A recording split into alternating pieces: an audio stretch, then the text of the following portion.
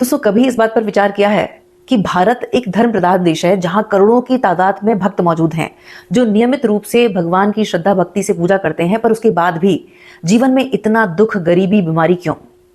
और उसका कारण है क्योंकि हम भगवान के वास्तविक स्वरूप और धर्म के सच्चे अर्थ से अनभिज्ञ हैं। हमें पता ही नहीं कि भगवान का वास्तविक स्वरूप क्या है और हमारा धर्म क्या है। आज एक रैंडम रील नजरों के सामने आई और उसने मुझे प्रेरित किया कि इस गंभीर विषय पर मैं बात करूं। और वो ये था कि टाइटल था काना और उस पर क्रॉस लगा था और आगे लिखा था जल कुकड़ा और उस पर राइट का मार्क लिखा हुआ था। और उसमें एक जो भक्त हैं वो बता रही हैं कि आपको पता है ईर्ष्या कैसी होती है, मैं बताती हूँ। तो उसने बताया कि हमारी नानी के अभी कान्हा जी मेरे घर पे आए हुए हैं और मैं उनको प्यार कर रही थी, तो मेरे वाले जो कान्हा जी है ना वो ईर्ष्या से भर आए, वो बहुत जेलस हो रहे थे और मैं उनका श्रृंगार कर रही थी, कभी उनकी मुरड़ी गिर रही थी, कभी उनका मुकुट गिर रहा था। मैं समझ नहीं पाई कि भाई ये क्या है। फिर मुझे समझ में आया जब मैंने उनके फेस एक्सप्रेशंस देखे कि ओ अच्छा, ये जेलस हैं।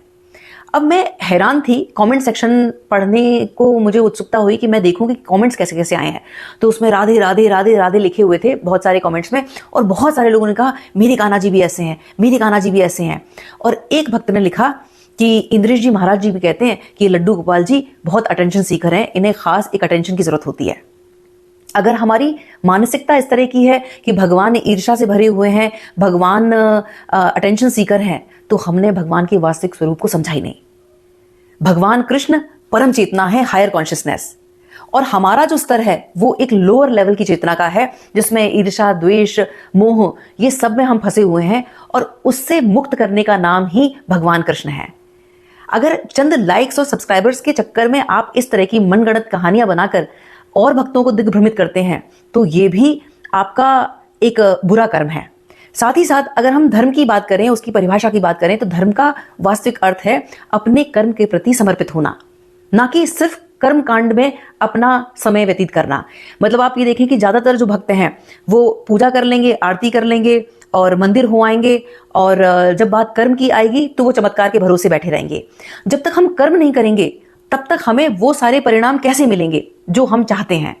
तो यहाँ भक्ति से जुड़ने से पहले, भगवान की शक्ति से जुड़ने से पहले भगवान के वास्तविक स्वरूप और साथ ही साथ धर्म के वास्तविक अर्थ को समझना जरूरी है, अन्यथा सब कुछ करा कराया व्यर्थ है।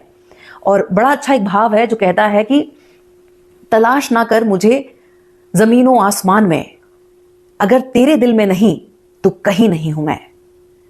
अपने भीतर ईश्वर को खोजें और वो शक्ति के रूप में आप ही के भीतर मौजूद है। विचार कीजिए। बहुत बहुत आभार। नमस्कार। जय श्री राम।